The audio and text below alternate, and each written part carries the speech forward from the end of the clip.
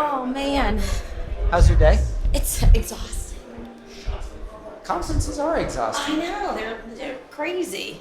Oh, you're on level 4 too. Us too. Elite. I mean, special. Elite floor. Oh, yeah. We talked about this last night about the elite. Yeah. How Are you going up? Very special. Yep. Up to 4? See? Yeah. This is where the special people's That rooms sure are. is.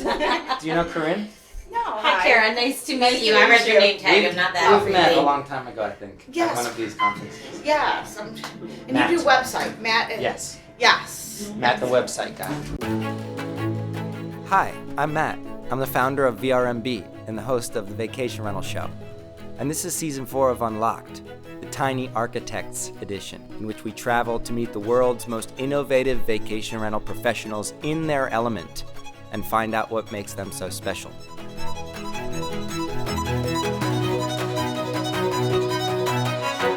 This is Unlocked. Come on in. Amazing. Yeah. Do you know Stuart? No. And Tammy? Hi, Koryns. Nice to meet you. Hi. What was your name? Tammy. Tammy, nice to meet you. Tammy and Stu. Awesome. Yeah. This is so fun. Yeah, welcome to my hotel room. It looks just like mine, except I have a pull-out couch on mine. Do you want anything to drink? No, I'm good, I think. good? You know what, maybe, is this the free water? Yeah. Is this the water they charge It's like all $12 free in for? this room. It's all free to you. Fancy. I, on the other hand, like to drink The fancy.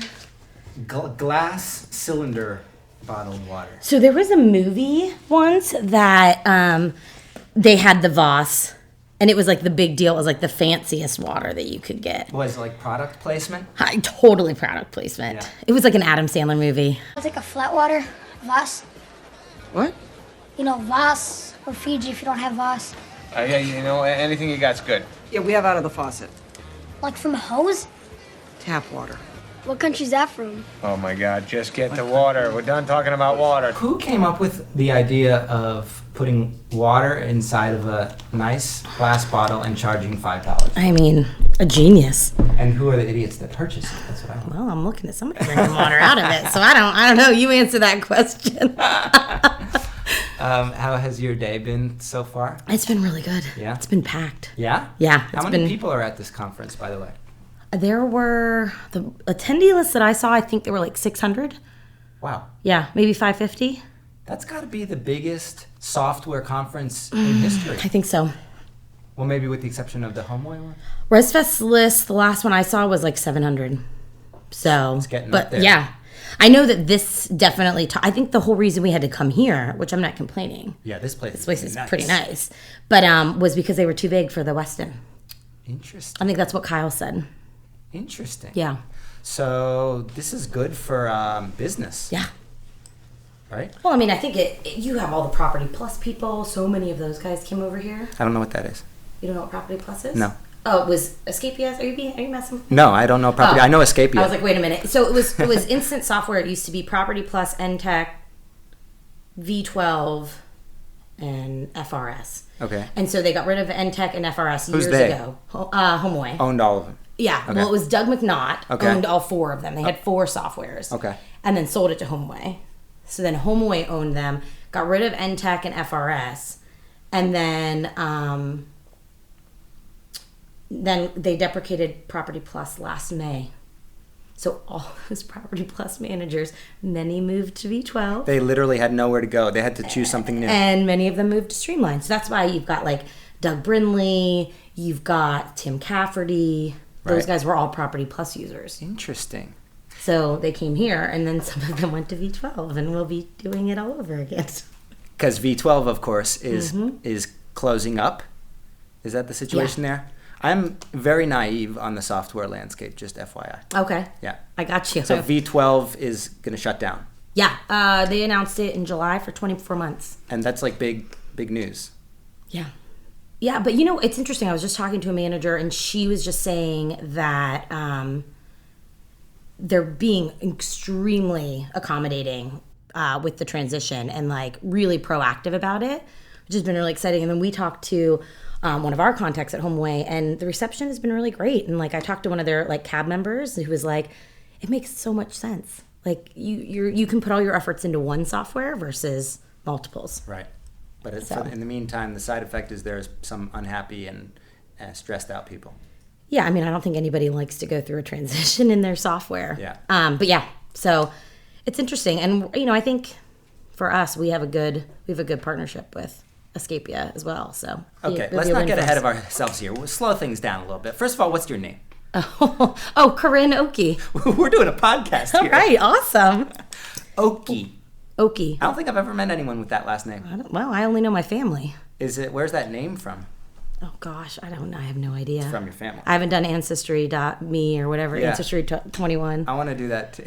What's it called? I don't know. You just combined like 3 of them. 23andMe and Ancestry.com. Forever 21. Yeah. No, that's the makeup Forever. store. No, that's a clothing store. Oh, okay. I can't shop there anymore. I'm too old. Yeah, me neither. Well. This Okey name is oh, and by the way, let's put our cell phones on Already done. on I'm ahead silent. of you. Of course, was my fault. Already done. I'm such a novice. The Okey family raised you in what location? In Ohio. Okay. Little old Ohio. Okay. And that's where you grew up? Yeah. Went to University of Toledo? Yeah. Look at you. Somebody's done their research. You went to the University of Toledo and you studied communications. I did with a professional sales minor. That I did not know. Yeah. You don't publish that. Listen, that's a pocket. You got to get real close. Like, I'm not just telling anybody. I want everyone to think this is just natural ability. Come on. And before we get into your role in the industry, which Yeah. like you and I have known each other for many years. Many years. We started seeing each other at these things, right? Conferences? yeah. Right? Yeah. Where was the first time we connected? Like maybe even Well, Live Res or something? I've never been to a Live Res conference. Okay. So not there, but I want to say the first time I had seen you forever at conferences, but I think it was probably where we reconnected was probably 4 or 5 years ago. Yeah. At a Streamline conference. Yeah, Believe that it or sounds not. right. In At the Phoenix. Summit. Yeah. Yeah. It's all coming full circle. And we're here in Phoenix again. Technically Scottsdale, but that's okay. And we're on the elite floor now, which is totally different. This is where people are special. Koryn and I are on floor number 4, which is elite. Yes. Access only. Which is, it's fitting that this is where we have ended up. Sure, how that worked out, that's but right. That's when you know you've really made it. Yes, and absolutely. we have made it. How long have you been in this vacation rental space? Since 2008. And before that, you were. Before that, I worked at a magazine. Okay. For 5 years. I worked in advertising at a wedding magazine. Oh, cool. And then before that, I worked in I sold paper. The Office. Yes. I was not Dundler Mifflin, whatever the company is called, but Close. that's what we did. We sold Selling paper to offices. Yeah, to offices. I used to sell the the carbon copy papers. Yep. Yeah, it was glorious. Are they still selling those things? No, probably not. I haven't seen it. I think that's just called take a picture on your cell phone. I don't know if they're doing that. So I fell into it. I didn't have any background in the VR space, but 11 years ago, that all changed. And that was FlipKey. It was. You know how I know that? I don't know how. Because your bio, your job description is still live on the site when you Google your name. On FlipKey? Yeah, Oh, it's a that's live hysterical. blog article that says Koryn has been with us for so many years, and this is where I got some of my insight. She's just FYI. I should look at that. And FlipKey was They just don't want to let me go. apparently. They don't want to let me go. I can understand it. How'd you get in touch with the FlipKey people? Oh, this is actually really funny. I had a friend who interviewed there. I love her, but she's a little high maintenance. It's like I can't do this. I can't start up. I mean, it was not glorious, right? We were very young. I was the 8th employee there. This was right out of the magazine. Yeah, right out of the magazine. In fact, I left my job at noon and reported to the FlipKey office at 1. Exact same day. Yeah, you had lined my it up. birthday, in fact. Well played. Yeah, they didn't have any idea, so that was I was a little sad about that. Was there a reason you chose Thanks. to do this on your birthday? Because I'm a glutton for punishment. See the last 11 years. In the vacation rental industry. Yes.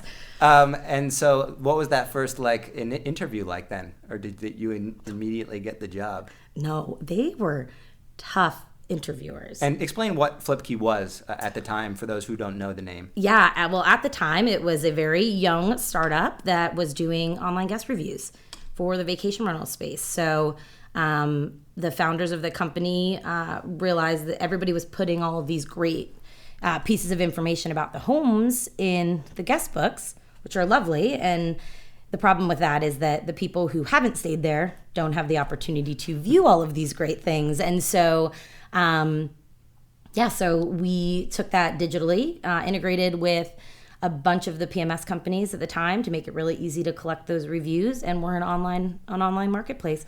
So in the sense that hotels had their sites with plenty of reviews, like TripAdvisor existed in the day, TripAdvisor, right? Yeah. You were making almost the TripAdvisor for vacation rentals.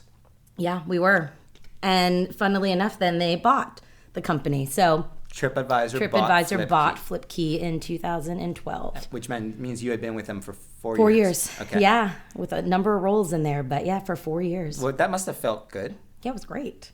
It was wonderful. I mean, I think the biggest thing for me in any job was like finding a product that was actually like really beneficial to clients. And that is what the system was doing. We were generating positive feedback about the homes. We were helping owners and in many instances get more information and visibility into what they needed in their houses, and in turn making it easier for property managers to make improvements, because it was really difficult to say, we need to replace this bed, and the owner's like, well, I love the bed, it's great. But then they start seeing reviews and they're able to make those improvements, which led to positive reviews coming down the line.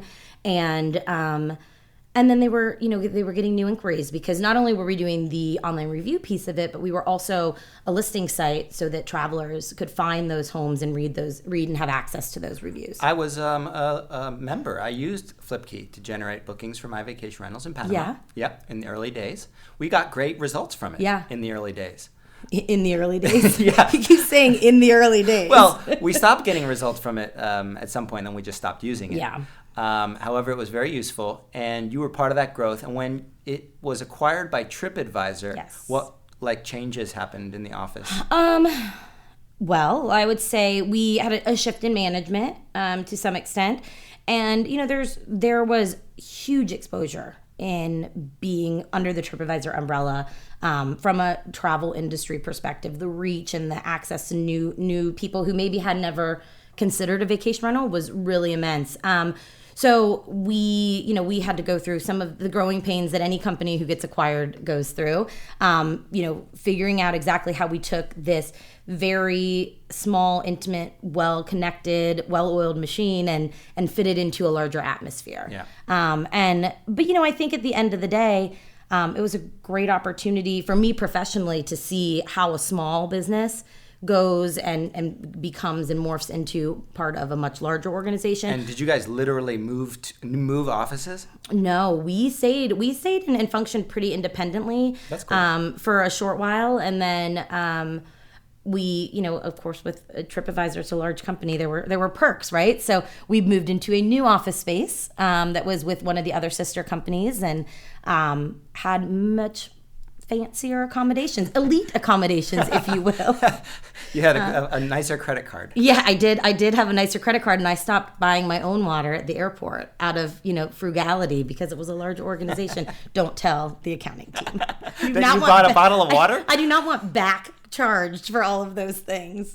I think that goes under healthy purchases. It does, but I think it's funny when you come from that mindset of a really small, a small organization. It's like I was gonna get a water anyway. I'll pay for it. Right. So yeah, it was good. Right. We're done talking about water. And so then FlipKey eventually,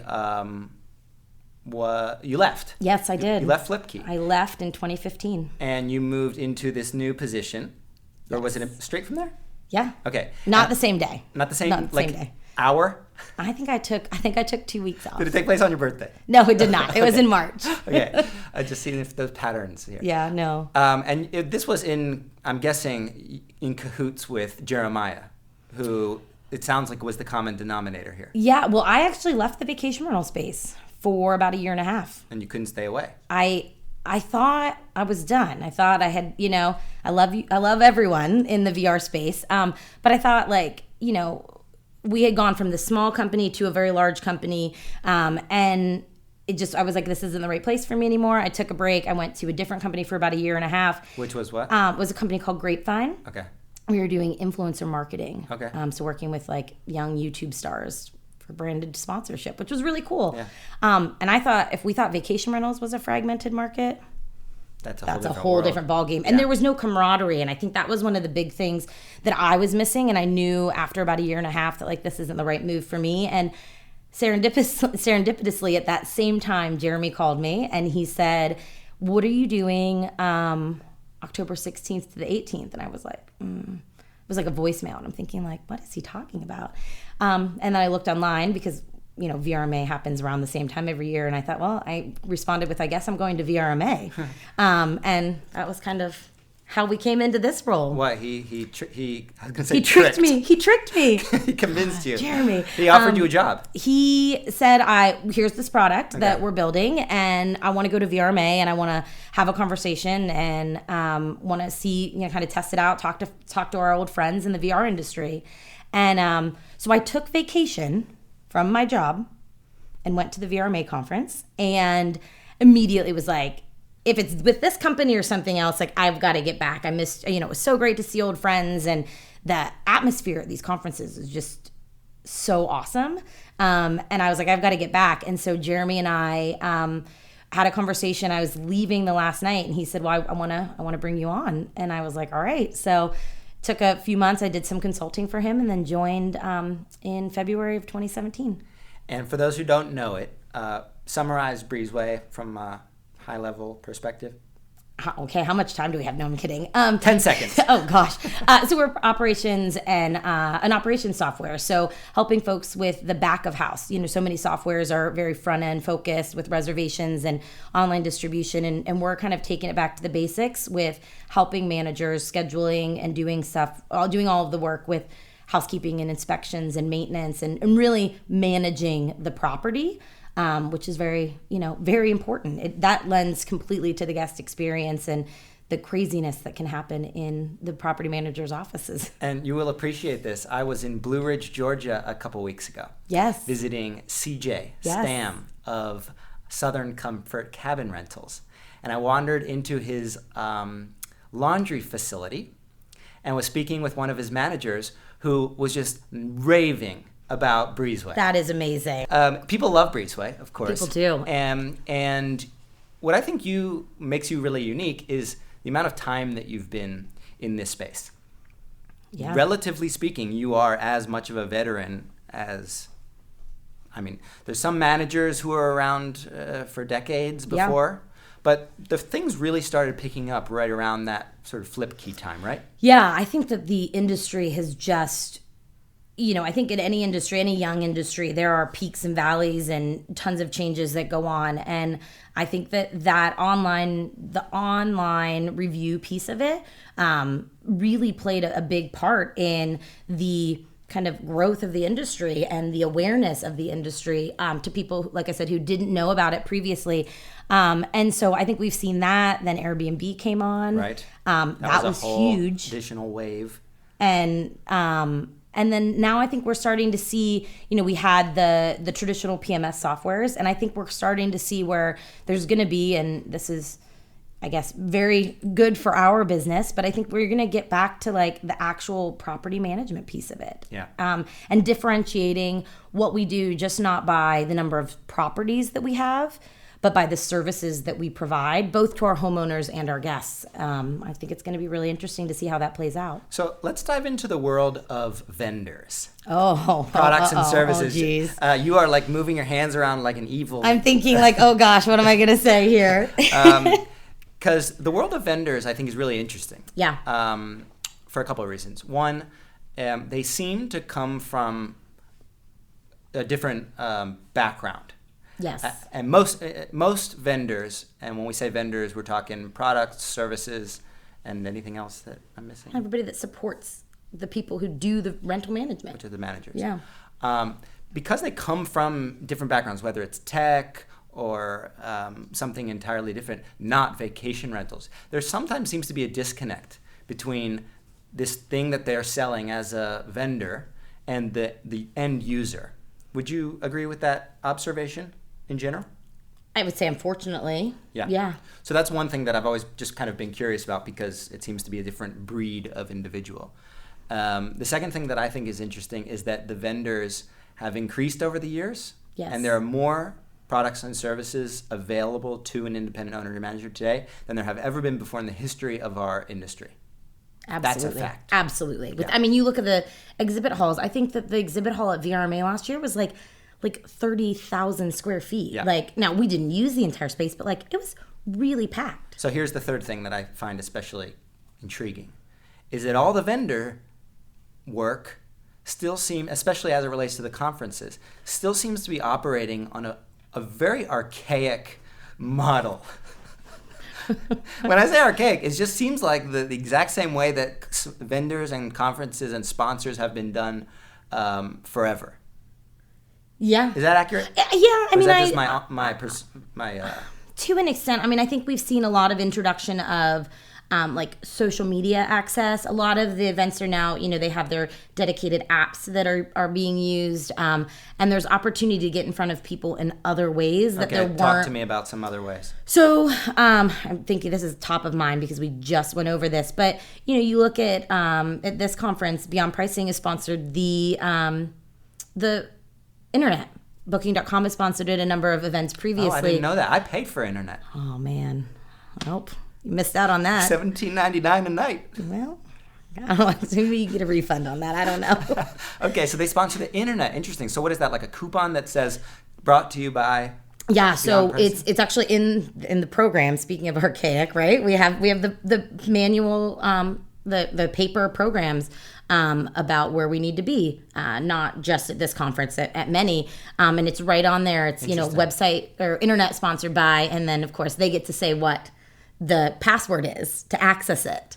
And then you get the opportunity that when everyone logs into that conference internet, it actually goes to a landing page for that organization. And then they just track you and find out all your personal information. I can't speak to that. I don't know. I don't know about that. From a surface standpoint, that's really neat because it's a new way of getting in front of people's eyeballs and connecting your brand with something that they can actually use other than a mint. Right. Yes. Yeah.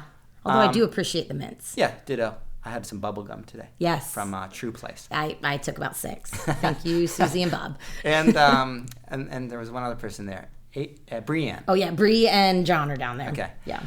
So that's one way of doing it, the internet, which I think is interesting. Yep. What's another example or two? I think there are opportunities to push notifications out through the mobile apps to guests now. So the mobile apps are run by the conference organizer. Yes. In this case, Streamline. Yep. And if the guest, the attendee, downloads the app to their phone, they easily access the schedule and things like that, and these notifications. Yeah, so you as a vendor have the opportunity to push, come to our booth during this break, or we're doing a snack, like come visit us to take advantage of something, which is really cool. It's another way to engage with them outside of here's our insert in the bag and our booth. Oh my God. And come insert take our swag. In the bag. Can I just say, insert in the bag is the absolute worst offense to the environment. Don't you just have a whole booklet of inserts at home? No, you kidding? I don't move that thing from the foot of my bed, as you can see over there. It does not move. Inserts seems like a very antiquated thing too. I think it's interesting in that I don't personally engage with that. I would much rather have a one-on-one conversation with someone. But I think it's also a great way, it takes 7 touches to get in front of someone and to have them start paying attention. So Great point. It's a good reminder of, hey, we're here, come visit us, because there are a lot of vendors and there are only so many hours in these days to be able to go. And so it's a great last chance to say, you're here, we're excited to see you. Don't forget we're down there. Please come take our swag. Fantastic point. And I now feel kind of bad that I overlooked that. There are probably plenty of people who are not just proactively going out and saying, hi, I'd like to learn more about your service. For them, looking through these kinds of inserts can be very helpful. Yeah. Another way that's really interesting, and I don't know if all conferences have been doing it, but I know VRMA does it, a room drop or a key drop. So in some instances, you can sponsor the keys, the actual room keys at the hotel. And in others, you can actually place items in rooms on specific nights. So a vendor could choose to leave a gift, or maybe it's just an insert, but you could actually leave something in hotel guests' rooms. That is really neat. Yeah. And you can choose kinds of guests, or is it just to all guests? All attendees. Okay. Yeah. That's neat. Okay, so these are new kinds of ways that a vendor can influence, for lack of a better word, get in front of attendees. Yes.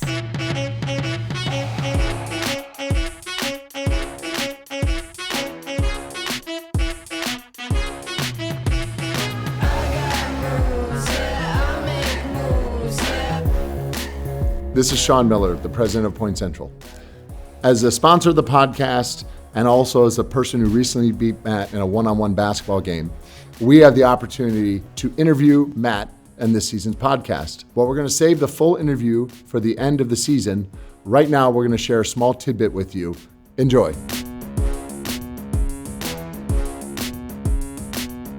Think, Matt, over the last 10 years, what do you think has been the biggest misstep or miss the industry's had? Like something we didn't see coming and we just ignored it, or we saw coming and just, didn't worry about it? That's a hard one because it's an emerging industry, not unlike a developing neighborhood or a professional who's finding his or her skills or passions, in that mistakes are kind of part of the process, and we're good at trial and error. We're good at learning from our mistakes. My father gave me a sign above my desk and it says, always make new mistakes. So it's hard to say that there's a big mistake or a misstep, but something that I have noticed that seems to get overlooked and I think doesn't get nearly the amount of attention that it deserves in this era of our industry, which has so much money coming in, so many headlines, so many big companies coming in, just doing all kinds of things. I think a storyline that oftentimes gets lost and that in the end is actually the most remarkable is the story of these professional owners and managers who are operating little incredible hospitality businesses. And that is not easy, and it does not happen overnight, but they've built little empires, for the tiny empires, if you will, for themselves, these architects.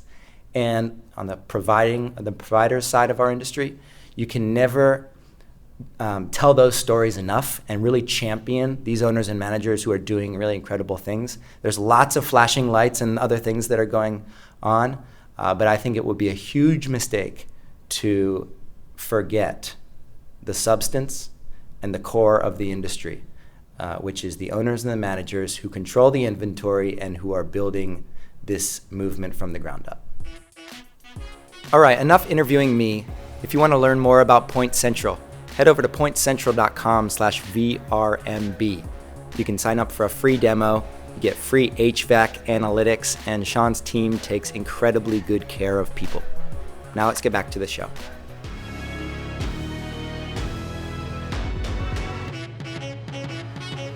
What are some big ways that you think vendors are failing? Ooh, I'm going to offend all of my friends. That's okay. No, I mean, I think it's, I think what is interesting is some people are still maybe not engaging outside of the exhibit booth. And I think that's hard, right? I don't know. I mean, a lot of business gets done. I'm not carrying around an iPad to show you how Breezeway works at the bar at night. I'm not taking it to dinner and like pulling it out at the table. So I think that in the exhibit space, there is a huge opportunity to, demonstrate your product. But I think that a lot of business happens outside of that exhibit hall and outside of the classroom settings.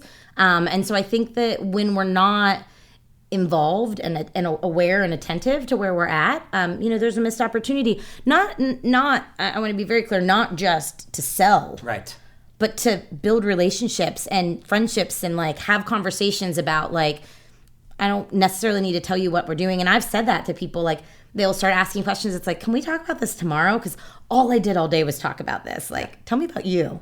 I met someone who's new to the vacation rental industry, a vendor.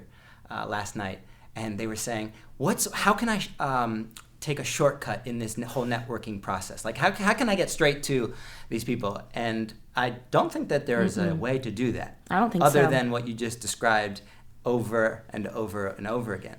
Yeah, I also think that every product is not going to be perfect for someone at the moment in which you try to pitch it to them. I think one of the biggest compliments that I take in like my history in this industry is that like there are people who I consider friends who have never bought anything that I've tried to sell them. Like actually commented on the fact that I've never bought anything from you and you always take the time to talk to me and to ask me how I'm doing and to meet with me and to give me advice on like what you're hearing and seeing in the industry. And I think it's super important that it's hard. I do not envy someone coming into the industry. I guess if anyone was listening, I would say keep trying, like do it because it's so worth it and you're going to make great friends. But yeah, I mean, I think it's a lot about relationships. And I also think there are a lot of companies, as the industry has exploded, that like want to get in on it and they come in and then the next year they're not here anymore. Right. And so I think a lot of managers are somewhat like reluctant to be the first to do something. Because why should I sign up and use your service if you're brand new here and you may very well go out of business within a year? Yeah, absolutely. So does that also make it difficult for new businesses to enter? Yeah, I think so. I think unless you have the exact product market fit that you need at that time, you just have, or you're willing to, pay your dues, right? It's not, you're not going to get business. Some will, and if it's a great fit, like it may go off the charts, but I think you have to be around, and whether that means attending and not exhibiting, because it's not cheap to exhibit at these events, but like attending and not exhibiting and like getting to hear what managers are saying and like what they're experiencing and what the challenges they are. I think that's so super important. It's so valuable being on the ground, and it's oftentimes it's reading between the lines. Yeah, it's seeing the way that people body language and the way that they describe certain things about their business that you wouldn't otherwise be able to tell in like a survey. Absolutely. And like I think when people interact with the person, they also it piques their interest a little bit more. And so questions, we do a lot of things over virtual meeting, and there are times where we're on video and times that we're not, and that video interaction is so helpful. It just makes the conversation more authentic. Mm-hmm. Would you agree that relationships, having a good network and a good reputation and knowing people personally beyond just their business card is the most precious thing that a vendor in our industry can possess? Yeah, I think so. So that basically means that the people who have been in it for the longest and have survived. Have had to dye their hair more. Are still around. Yeah, exactly. Are you making fun of me? No, not at all. I did point at you. Yeah, you made a hair joke. Sorry, I'm used to it by now. Does that mean that the people who have been in it for longest are the richest in that kind of currency? I think that this is such a unique industry that the information, it's hard to download that all. We have new salespeople joining our team all the time, and it's hard to speak the same language and to understand and to understand the nuances of like when I say this, what I really mean is, and it's not just at face value. Yeah. And so I think there's a lot of value in that. In fact, we've talked from like a vendor perspective, and Amy Hinote has also talked about this, like, giving some of that information and like how do you sell to a vacation rental manager? Because it's different than selling to someone who is in another industry. Yeah. And how do you speak to them to elicit a response? Because I think that's really hard for folks coming in. And I think, the nice thing is that the vendors are all very welcoming, and, you have an opportunity to like connect and meet with them, and people are willing to share, what they've done and what's worked for them. And that's helpful. Have you got any funny, outrageous, crazy, weird, memorable vendor experiences or moments to share? Just one? Oh gosh, I think that's probably under an NDA of sorts. It doesn't count if it's on podcast. Yeah, I'm sure. I'm sure all of the parties would agree. You don't have to give any names. No. Let's see. I think no, I don't think that there's.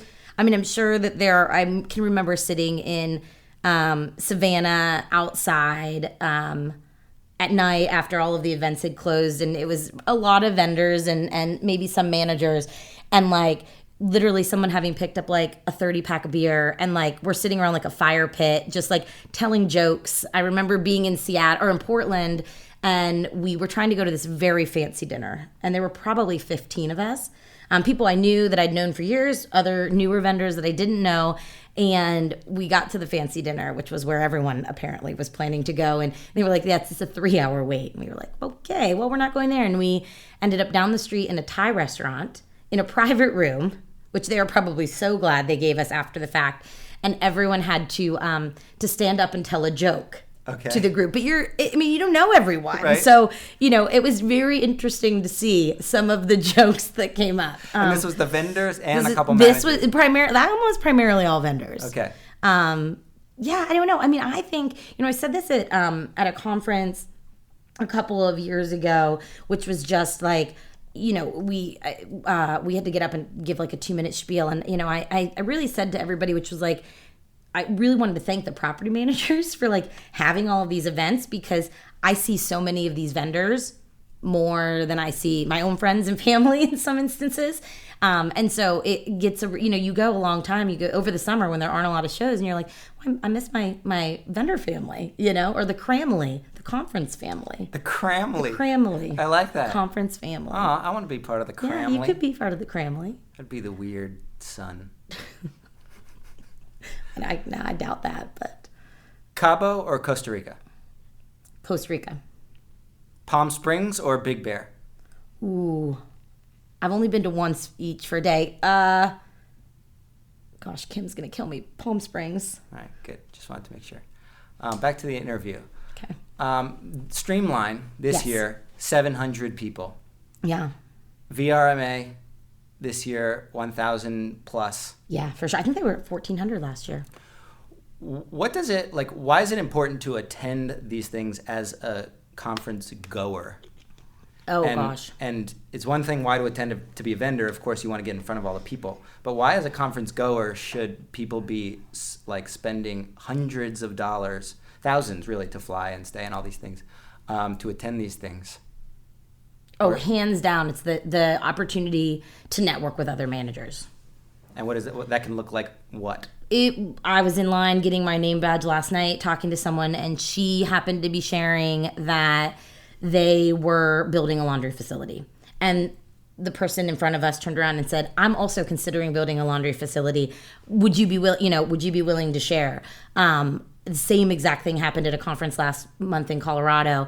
Understanding, listen, at the end of the day, and everyone is doing the same job, right? They're in the business of renting properties to guests and creating these great experiences, but everyone does them very differently. And what works in market A doesn't work in market B, and companies of different sizes. And so I think it can be really hard. In some markets, they're very competitive and they're not information sharing locally. So the only opportunity you get to information share is at these shows. Mm-hmm.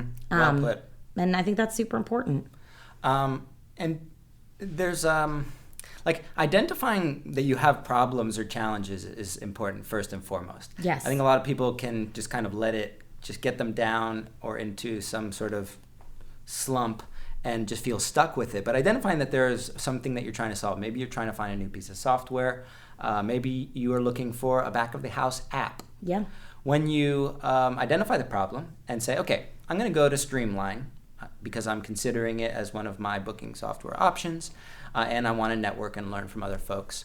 What is the best way that this individual can actually interact with the vendors? So you're on the other side of the table now. What are the questions that you love to hear, or the moments that the light bulbs go off for the people that you're working for? I would say being engaged is really important at a conference or just in conversations that you're having with people about the industry.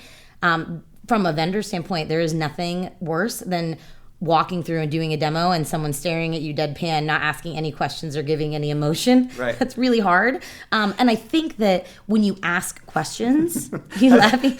I'm just envisioning it, yeah. Yeah. And you're like, you think that's good? And they're like, you're like, okay, I don't know if that was a good thing or a bad thing. It's really hard. And for me, I like that. I feed off of that. So then we're going to go into it's going to get more exciting. But I think it's a matter of asking questions, because the more questions that get asked, the deeper you can get into what someone's actual needs are and uncover it. I think I read something about like when you're brainstorming, right? You're supposed to like write things down, and like generally the first 15 are the most obvious that like probably aren't that important. It's the ones when you get deeper and deeper into that line of questioning that actually are the real issues. Yeah. And I think if as vendors we're not asking questions, but if as managers who know their business, like I said, they all do the same thing, but they do it differently, and understanding that is huge. So a lot of these vendors, I don't really even know what they are or what they do. Of course, I know Breezeway because I know you, and Jeremy and I have talked. But a lot of them, it's a weird sounding name, and it uses some sort of like phrase that I just don't even understand. So is the suggestion here to go up and say, what do you guys do? As a starter? Yeah. I mean, it's a question, and you got to start somewhere. Yeah. And if you don't know what they do, it'd be really hard to phrase any other questions. Yeah. And honestly, I think it's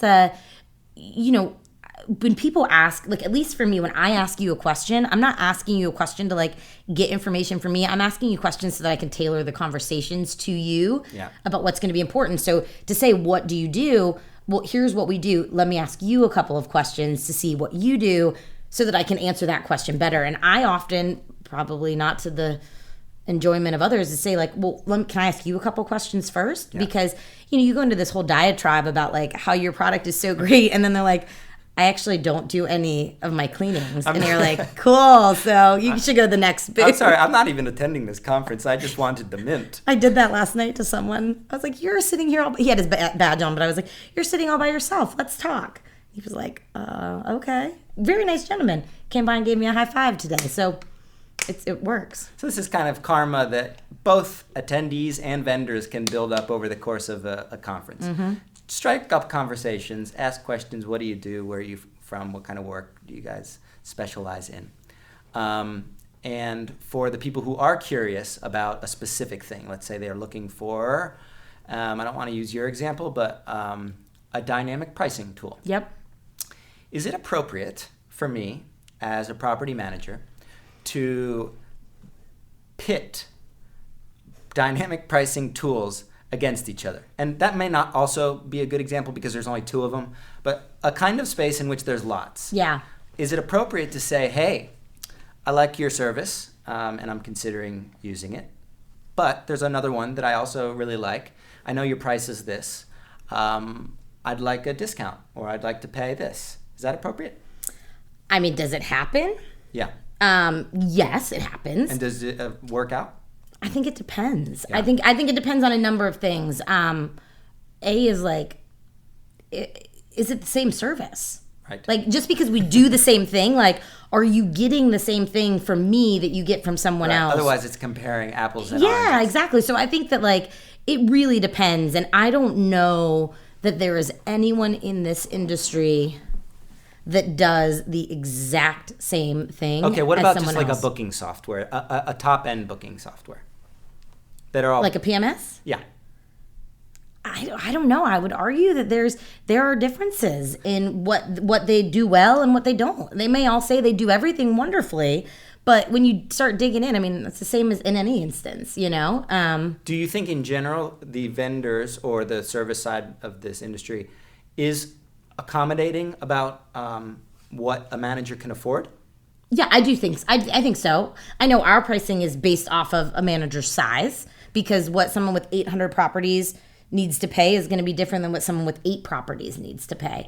I think if it's a one size fits all, again, that probably, gosh, that's a hard question, because it probably depends like on what service I'm providing you. Is it more transactional based, where you're really like paying for what you get, or is this a big thing that I have to do and it's the same amount of work for me whether you have 20 properties or 200? Mm-hmm. So I think that probably plays a lot into it. I do think though that generally the vendors who really understand what the clients need take that into account in their pricing. And I think maybe what we don't do as a vendor as well as we should is actually preface the pricing with, for someone of your size or with the needs that you have, this is what the price is going to be. Because in those instances where that doesn't happen, people assume it's a one-size-fits-all price and probably feel like there should be a change. And is the fact that it's kind of not a one-size-fits-all industry in general, is that create all kinds of weird problems in all these things? Kind of gives it a special It's special. It's special. The special industry. The special industry. I love this industry. I don't know. I think that that's what makes it fun. We say this all the time, that the minute that our clients stop asking us for additional functionality, like, then why are we doing this, right? Like, if your goal is to build a really great product that works really well for your users, that's probably going to, there's always going to be more needs there. And so I think that's what makes it interesting, is that it isn't, everybody's not doing the same thing. And that everybody does have their own processes and ways that they go about doing everything. And do you think that all of this continues to grow over the next 5 years? I mean, I sure hope so. Yeah, I do. I mean, I don't think we're going to see any drop in vacation rentals. I mean, obviously there's regulatory issues in many markets. So we may see some limitations to where vacation rentals can be. But I really think that we will just continue to see this game raise, right? And I think that the amount of people who want to get involved in it is not going to stop from a manager or a vendor perspective. And so I think we're going to go, but I think we're going to see changes. Like I said earlier, I think we're going to have a big focus on safety, because I think that some of this regulation stems in some industries, not all, not some locations, not all, but like from a safety concern. Others legitimate. Yeah, exactly. And so I think that, if we can fight regulation with safety protocols, I think that's really helpful. But no, I think the industry is 100% just going to continue to grow. And I think that it will probably shift into what that looks like. And I'm certainly not a fortune teller to make that assessment. But no, I think there's good things to come for this industry. And shifting back to the conference season is a relatively fixed period of time, right? Yes. What are the rough dates? It's usually the spring, like February through May, and then there's a summer break because a lot of markets are really busy, and then September and October. And in those non-conference months, most of you vendor folks are in offices around the States, kind of doing video calls, some office visits. Yeah. In the case of Breezeway, do you guys go to? We do. Yeah? Yeah. Is that fun? It is. I think, when I looked back, when I left FlipKey or TripAdvisor, one of my biggest takeaways was that I got to go to these places that I would never have probably ever chosen to have gone. Right. And I get to see all of these places. And that was pretty special. We don't really get to spend a lot of time in most markets. So the in-market visits are huge. Not only because you get to see where they're from, but I personally go to Park City a lot. And I have my friends live there. And when I get to talk to a Park City manager, I get so excited because we talk about things that I know. And that, again, builds that rapport. And it's genuine rapport. It's not just like, let's give you, just spew things at you. It's general interest and excitement.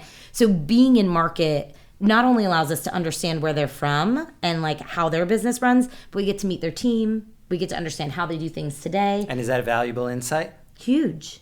It's hugely valuable. And also, like, you can uncover. Gosh, it's late in the day. You can uncover other needs that they might not even see because you're in multiple offices on a regular basis. So, hey, have you experienced this challenge? And they may be like, no. And then someone else is like, well, yeah, we have. Remember X, Y, or Z. And so that's again hard when you're not actually there. And it's difficult to do, especially when you travel as much as we do for like a conference season. The idea of like packing up and going in market can be a little terrifying. Yeah. But it's hugely valuable. And that's advice you would give to anyone on the service side of this. 100%. Go to understand what your clients need and not just as it pertains to you. Big, important Huge. addition to that statement. Yeah. Because a lot of people just get tunnel vision thinking only how it applies to your product. What's going to make them buy what I'm selling them tomorrow. And like your earlier comment about some of the really important questions being several layers deep, you may be barking up the wrong tree. Yeah. Well, and also like people, I get asked all the time, who should I use for insert need? And if I don't know these other vendors, I can't make a good recommendation. And, I always preface it with like, listen, I don't know their business that well and how it's going to work for you, but I've heard good things, or, you should check them out. And I think that being able to give them information, again, it goes back to that, like, you may never buy my product, but I don't want you to not talk to me because you don't want to buy my product. Yeah. This is a nice segue. Tomorrow I'm giving a little talk, morning. One of my principles that I'll be sharing is reciprocity. Yep. And earning goodwill by helping people as opposed to just trying to sell them. And that builds trust and respect and absolutely long-term friendships. Absolutely. And I think that there is, I always say this, which has nothing to do with the vacation rental industry, but it is way harder to be a jerk than it is to be a nice person. It's not necessarily the language that I use. But it is way harder to be mean and harsh and unkind than it is to be kind. And that's, you never know when you're going to need to lean on someone for something. And like 10 years ago, I did not think I would be talking to people about like changing air filters. I had to ask my mom if I had an air filter at my house. I don't even know. I mean, I am not handy in any capacity. And if I hadn't had those relationships with other people, it would have been really hard for me to have learned what their challenges were, or it would have taken a lot longer. And so the ability to like give and get is huge. And but doing it out of genuine reason versus the give and the get, right. I think is. I'm just doing this because I know I'll get it. Exactly. Soon. You're gonna eventually do something for me, so I'm gonna do this nice thing for you. I think it has to be really genuine because I do think that the people in this industry, I think they recognize that. They do. They're so socially smart in that sense. Mm-hmm. They're able to see when someone's genuine and vice versa. Oh, absolutely. More than other industries, I think. Yeah, I think so. Maybe it's because they have to deal with guests calling and complaining. And you have to be like, is this a real issue or are you exaggerating something? And I think also the entrepreneurial aspect, like you developed certain senses, in building your own business, and you can sniff out what did you call them? Fake. A fake. I don't know if that's what I called them, but that's what I'm calling them now. Now they're fakes. Or undercover. We're looking for you guys, you fakes. We're gonna sniff you out. Find you. You seen Hamilton? Yes, I did. Get out of here. I did. I was supposed to be at a conference. We bought tickets, and then I was supposed to be at a conference, and I didn't end up going to the conference. And I had already resold my ticket to someone else. So I actually went by myself with my friends sitting 4 or 5 sections away. Yeah, I saw it. Do you like rosé? Not really. Okay. I like frosé, but not rosé. Oh, this white is big wine. in New Orleans, frosé. Oh, really? Yeah. Well, I had never October, heard of here it. we come. I had never heard of it until then. The reason I asked you that is because I was trying to find some like personal information about you online before our interview, so I made like a little list for myself. That's why I asked Palm Springs or Big Bear. Yeah. Because you were just there. I was just there. And you were stalking my Cabo Instagram? or Costa Rica. I was stalking everything. Totally stalking me. I'm surprised you didn't call me out. I didn't. Well, I didn't. I was like, those are kind of random, but I've been to both. I mean, I liked Cabo, but I've only been once, and I was in charge of a bachelorette party. You're shaking your head. I Costa Rica. They have monkeys there. Yeah, Costa Rica love the is monos. a remarkable destination. Last question for you, Miss Okey. What is your big wish for the vacation rental space? Oh, man. You granted one wish. That's a hard question. What, do you think this was going to be an easy podcast? Well, no, but someone asked me the other day, like, what are the 3 things that make Breezeway really special? And I was like, ooh, just narrowing it down to 3, like, that's hard. Now you're asking me to make one wish. Yeah. You got a magic wand. You know the industry as well as anybody. You know the people who have challenges. You know the dynamics that are challenging. What's the big magic wand wish? I would say, I'll probably get halfway through this and want to change my mind. I think I would say patience. I think that people have to be patient because whether it's software, whether it's regulation, whether it's growth goals of your own business or the way that you're going to do things, it will never be perfect the first time. And so to be patient and that's the second one. But to be patient because I think there's going to be bumps as the industry grows. And I think that without, sitting back and taking a moment to like okay, this is it. What does it actually mean to me? I think is that's going to cause panic. And I think just being patient, seeing how things play out, not making a reactive decision immediately when you hear something, like figuring out what actually you need to do. I love that. Yeah. In fact, I think that applies to like everybody in life could be a little bit more patient. Yeah. I mean, and also that they all buy Breezeway. Is that wrong to say? No, that's permitted. We'll give you that. Also, I think that what gives the patients an additional oomph is that the industry is so positively moving in a great direction. Yeah. Like nobody would ever doubt it, that this industry will continue, the momentum will continue to mount. All of the good things will continue. Of course, there will be some challenges, but the direction is amazing. Yeah. And if you're positioned well in that current, you will get somewhere that you would like to go. Maybe not as fast as you want to get Maybe there. not as fast, but if you freak out and get so stressed that you leave or you burn out, it's not a good outcome. No, and I think doing things at the right time, I think people are really very ready to make moves and like ready to make changes, but actually thinking it through and being like patient in the decision-making process. Because it's not going anywhere, you're right. Love that. Yeah. Sounds almost like a spiritual bit of advice. That's me. Deep breaths. That's me. Just namaste. Thank you. Thank you. I was so excited. Like right now? Yeah, I was really excited when And now you I'm sent just me the pissed. message. No, I was really excited when you sent me the message, and I was like, oh my gosh, I can't believe Matt is like going to talk to me. And this has been so fun. I feel like I should do a podcast all the time. Now I want a podcast. I don't know what I would say. Who cares? Yeah, well, I tried that once with a blog. It didn't go very far. I just read an article that said, like, everybody and your sister, please stop starting podcasts. I just got onto podcasts. Like, I didn't used to drive to work, so I really didn't have, like, an opportunity. And there's so much valuable information. Well, you're going to be listening to yourself. All of them. Oh, that's going to be soon. terrifying. Sorry to everyone. Thank you. Thank you. High five. Hey, folks. Thanks for listening. I just wanted to remind everyone that this episode was brought to you by Point Central, the home automation experts of our industry.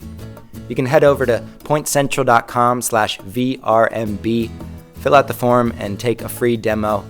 You'll also get free HVAC analytics, and I can promise you that Sean's team will take great care.